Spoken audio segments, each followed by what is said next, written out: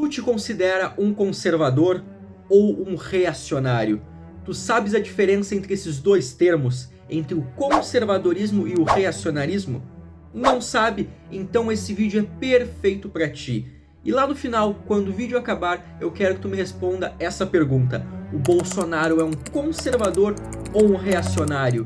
E sem mais delongas, bora pro vídeo. Antes de mais nada, é preciso dizer que eu me considero um conservador, gosto da tradição conservadora, sigo a tradição conservadora, coloco o conservadorismo na frente do liberalismo. O conservadorismo está muito além de um livro de regras em que você segue, em que você aplica, mas sim uma maneira de ser e se portar perante a sociedade. Pois bem, indo para o objetivo do vídeo, por mais que o conservadorismo e o reacionarismo sejam opostos, sejam diferentes, eles têm a mesma origem, que é a Revolução Francesa. Um pequeno resumo sobre a Revolução Francesa: ela foi a consequência de anos e anos da insatisfação do povo francês com o seu governo, que durou de 1789 até 1799, ou seja, durou 10 anos, que trouxe o fim do absolutismo monárquico no país e que marca o início da era moderna na nossa história. Por mais que a Revolução Francesa tenha trazido dezenas de consequências positivas para a humanidade, e o seu legado é visto até os dias de hoje,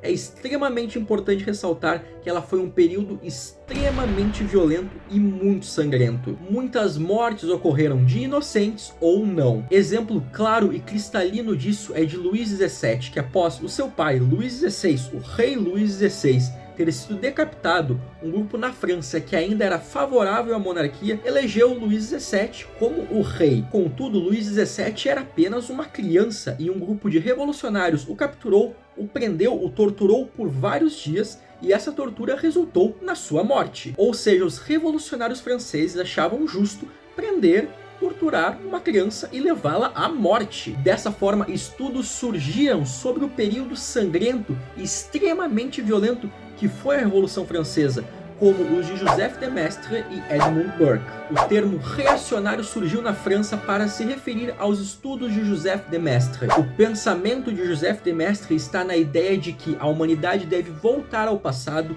retornar ao passado, quando tudo era muito mais fácil e muito mais tranquilo. Mas nesse caso era voltar para um tempo anterior à Revolução Francesa, quando o rei era absoluto e inquestionável. O reacionário, na sua origem histórica, no caso a Revolução Francesa, é aquele que vai defender a monarquia francesa por acreditar que ela vem de uma dimensão transcendente. Esse tipo de pensamento está relacionado com uma ideia que havia na Idade Média chamada o corpo místico do rei.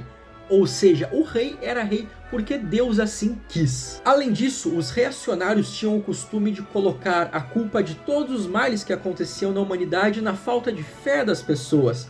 Ou seja, a peste negra aconteceu porque as pessoas não estavam rezando mais para Deus. A Revolução Francesa aconteceu porque as pessoas se afastaram de Deus. Portanto, trazendo para os dias de hoje, para o mundo atual, para o Brasil atual, esse tipo de pensamento a gente vê muito claramente naquelas pessoas da família tradicional brasileira que dizem que nós devemos voltar juntos para os anos 50, para a era de ouro da família tradicional brasileira. Agora indo para o magnífico, para o belíssimo, para o espetacular pensamento conservador, ele também teve a sua origem na Revolução Francesa, mas quem o criou foi o britânico Edmund Burke. Entretanto, o termo conservador já começava a surgir na França durante a Revolução Francesa, da mesma forma que o termo reacionário. Dessa forma, os dois termos, o reacionário e o conservador, surgem no âmbito daqueles que ofereceram alguma crítica à Revolução Francesa. Contudo, diferente de Joseph de Maistre, o britânico Edmund Burke não acreditava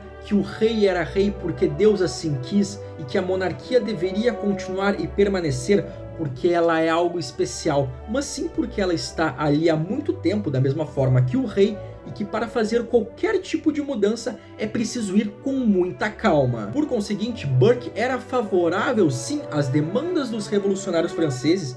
Ele acreditava sim que o rei francês tinha muito poder, que a monarquia absolutista deveria ser criticada, só não acreditava nos meios e nos métodos que os revolucionários franceses usavam. Ele não acreditava que cortando a cabeça das pessoas iria resolver todos os problemas da França.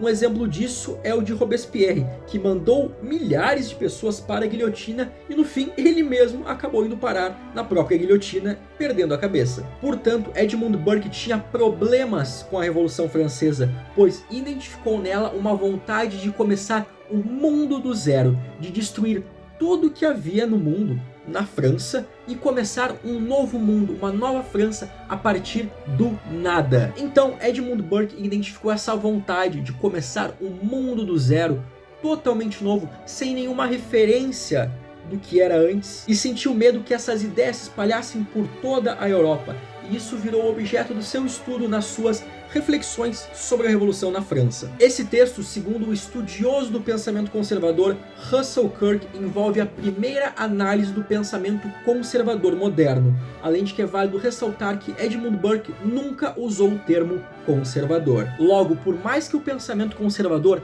tenha um respeito pelo passado, pela tradição, se oriente pelo passado e pela tradição, ele de forma alguma quer voltar para o passado, como quer o pensamento reacionário. O pensamento conservador se orienta pelo passado, pois tem um respeito por ele, pois é apenas preservando o nosso passado que nós podemos ir para o futuro. Muito diferente do pensamento reacionário que nega o futuro e quer urgentemente voltar para o passado, para um passado que pode nunca ter existido. Por fim, encerrando o vídeo, acho que tu já é capaz de responder a pergunta que eu fiz lá no início. Bolsonaro é um conservador ou é um reacionário? Bota a resposta aqui nos comentários. E se tu gostou do vídeo, curte, comenta, compartilha com teus amigos e até a próxima. Valeu!